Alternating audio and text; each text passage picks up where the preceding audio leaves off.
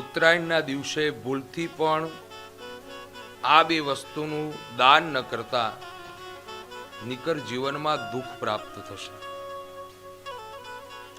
જ્યારે ઉત્તરાયણ દક્ષિણમાંથી આયન કરે ઉત્તર તરફ, એને ઉત્તરાયણ કહેવામાં આવે છે. તો ઉત્તરાયણના દિવસે ધર્મ સિદ્ધ બતાવ્યું છે કે દાનનો મહિમા બહુ મોટો છે. જ્યારે મકર સંક્રાંતિ હોય ત્યારે દાનનો વિશિષ્ટ મહિમા છે, અને એમાં આપણે ઘણી બધી વખત દાનમાં ભૂલ કરી દઈએ છીએ, એટલે આપણને દાનનું અક્ષય ફળ નથી મળતું. એટલે શાસ્ત્ર એમ કહે છે કે જરૂરિયાતમંદ હોય એને દાન કરો. જરૂરી માણસને દાન આપેલું, સુપાત્રને આપેલું દાન એળે જતું નથી, અને કુપાત્રમાં આપેલું દાન રહેતું પણ નથી. તમે સુપાત્ર હોય એને દાન આપો તો એ તમારું ધર્મમાં વપરાશે. કુપાત્ર હોય છે કે જે દાન આપણે આપીએ છીએ, આપણે આપેલો પૈસો ક્યાં જાય છે ખાસ જોજો. કારણ કે અત્યારે એવા લોકો પણ ફરી રહ્યા છે કે સવારમાં આપણે જોઈએ છે ભિક્ષુક હોય અને રાત્રે મદિરાનું પાન કરે, શુરા પાન કરે, પછી પોતાના પત્નીને મારે, તો એ બધા દોષ આપણને લાગે.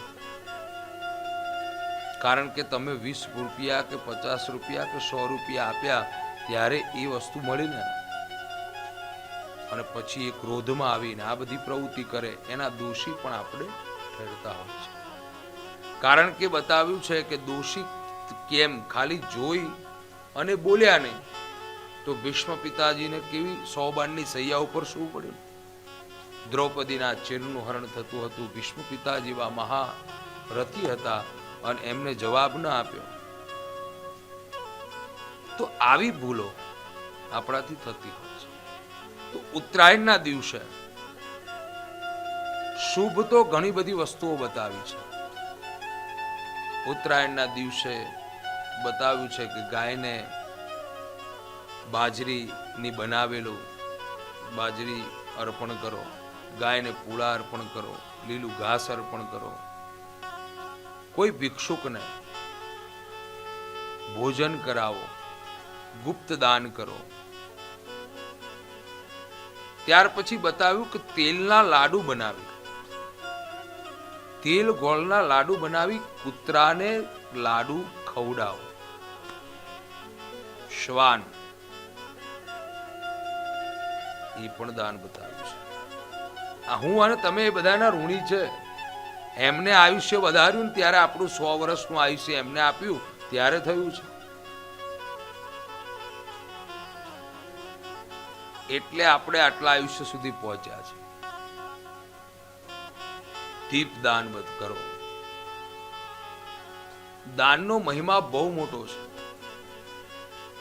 ભૂલથી પણ ઉત્તરાયણના દિવસે પાત્ર જોયા વગર દાન ન કરશો. વસ્ત્રદાન, પાત્રદાન, ત્યાર પછી ગુપ્તદાન. લાડુમાં ગુપ્તદાન પહેલા કરતા હતા, અત્યારે ઘણા લોકો કરે છે. તો ગુપ્તદાનનો મહિમા બહુ મોટો છે. દાન એવા લોકોને કરો કે અક્ષય ફળની પ્રાપ્તિ કરાવે. તો આપણે ઉત્તરાયણના દિવસે કઈ બે વસ્તુનું દાન કરવાથી જીવનમાં દુઃખ પ્રાપ્ત થાય, પણ એ પહેલા આપણે સમજીએ કે ઉત્તરાયણના દિવસે સુવર્ણદાનનો બહુ મોટો મહિમા છે. ઉત્તરાયણના દિવસે અન્નદાનનો પણ બહુ મોટો મહિમા છે. ઉત્તરાયણના દિવસે વસ્ત્રદાનનો પણ મહિમા મોટો છે. દાન કરવા માટે શ્રેષ્ઠ દિવસ એટલે ઉત્તરાયણ. કારણ કે ભગવાન સૂર્યને આપણે પ્રસન્ન કરી અને આપણે દાન આપતા હોઈએ છીએ, તો એ દાનનું અક્ષય ફળ તમારા જીવનમાં પ્રાપ્ત થતું હોય છે. કેવલ ઉત્તરાયણના દિવસે પતંગો ચગાવી આનંદ અનુભવવો એ વાત તો દૂર છે. અત્યારે તો પતંગો પણ ચગાવે, પતંગો ઉડાડે પતંગો ઉડાડ્યા પછી હવે ક્રેઝ ધીરે ધીરે એવા થયા છે કે જ્યારે સાંજ ઢળે એટલે દિવાળી જેવો માહોલ બનાવે, ઉપર ટેપ લઈ જાય, બેફામ કૂદે નાચે. પણ તમે સાચી સમજૂતી આ પતંગ ચગાવી જોઈએ, આનંદ કરવો જોઈએ. ત્યાર પછી રાત્રે એટલું બધું મોડું થાય ને પછી ફટાકડા ફોડે. દિવાળી ગઈ ક્યારની અને ઉત્તરાયણમાં અત્યારે ફટાકડા એટલા દિવાળીમાં ન ફૂટે એટલા ઉત્તરાયણમાં ફટાકડા ફોડે. પછી બેફામ નાચે, મદિરાના પાન કરે. તહેવારને વિકૃત ભાષામાં આપણે ફેરવતા ગયા, પછી દુઃખ આવતા જાય ને વાલા. તહેવાર ઉત્તરાયણમાં બતાવ્યું કે દાન કરો, દાન કરો, જપ કરો, સૂર્યને પ્રસન્ન કરો અને પતંગ ચગાવવાનો એક આનંદ અનુભવો અને સાથે બધા જ ઘરના રહી અને એક અગાશીમાં બેસી આનંદ કરવો, એ મહત્વનું બતાવ્યું છે. પણ આપણે વિરુદ્ધ પક્ષમાં દોડી ગયા છે. બને છે ને? અને પછી જો તમે જ એ પ્રમાણે કરતા હશો, આગળની પેઢીએ કરવાની છે, એની પછીની પેઢીએ કરવાની છે.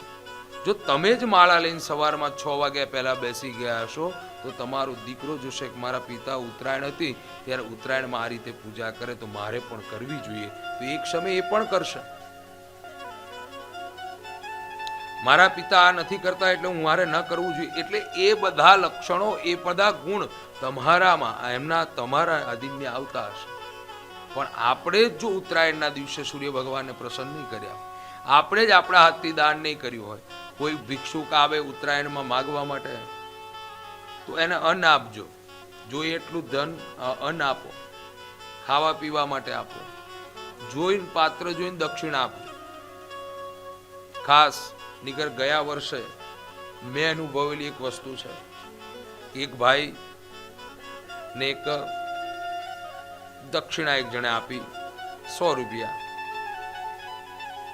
અને એને પ્રારબ્ધથી મેં એના હાવભાવથી મને એમ લાગ્યું કે આ ખોટો માણસ છે.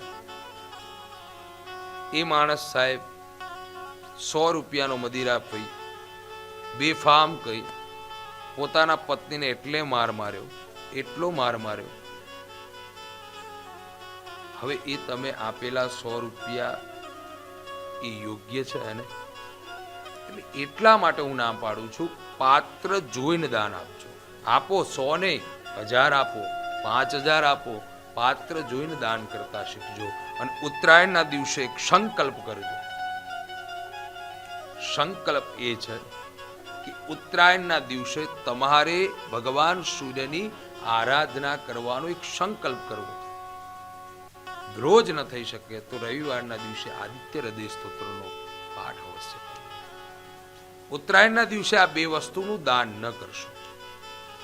ઉત્તરાયણના દિવસે બને ત્યાં સુધી લોખંડની વસ્તુનું દાન ન કરવું, નહીંતર દુઃખ આવશે. ઉત્તરાયણના દિવસે બને ત્યાં સુધી તમારે જે અડદની વસ્તુ, અડદ છે એનું દાન નહીં કરવું, તો પણ દુઃખ આવશે. તો આ વસ્તુને ધ્યાનમાં લઈ અને તમારે ઉત્તરાયણનો આનંદ બનાવવાનો છે. આવનારી મકર સંક્રાંતિ તમારી માટે શુભ થાય. ભગવાન સૂર્યની, આદિત્યની અને સરિતાની તમારી ઉપર અહોનિશ વર્ષા રહે. સૌને મકર સંક્રાંતિના શુભકામનાઓ. આનંદથી પતંગ ચગાવજો, આનંદથી ભગવાનની ઉપાસના કરજો, અને આપણને મળ્યું છે એમાંથી 10મો ભાગ દાન પણ કરજો. અને તમે દાન અક્ષય, જેને નોકરી નથી મળતી, જેવા પ્રશ્નમાં પીડિત છો, એની માટે ઉત્તરાયણના દિવસે તમારા ગ્રહોના જો પ્રશ્ન હશે તો નીચે નંબર છે, એ નંબર ઉપર સંપર્ક કરજો. કારણ કે ઉત્તરાયણના દિવસે અનુષ્ઠાન કરીશું અને એ અનુષ્ઠાનમાં સહભાગી થઈ અને તમારા ગ્રહોની શાંતિ મારા નિવાસસ્થાન એટલે મંદિરે થઈ શકશે. એટલે જે કોઈ ગ્રહોને શાંત કરી અને સુખફળ પ્રાપ્ત કરવું હોય તો બેસ્ટ દિવસ ઉત્તરાયણ. અને તમે અમારું એક નિર્માણ કરવું છે, અમારું એક સપનું છે, અને એમાં તમારે કદાચ ઉત્તરાયણ નિમિત્તે તમારે જે કોઈ યોગ્ય દાન આપવું હોય તો આ નંબર ઉપર સંપર્ક કરી અને તમે ઉત્તરાયણના દિવસે એ જે કોઈ કાર્ય મારે કરવું છે એના દાન આપી પણ તમે સહભાગી થઈ શકો છો. તો સૌને રાધે રાધે, જય સિયારામ.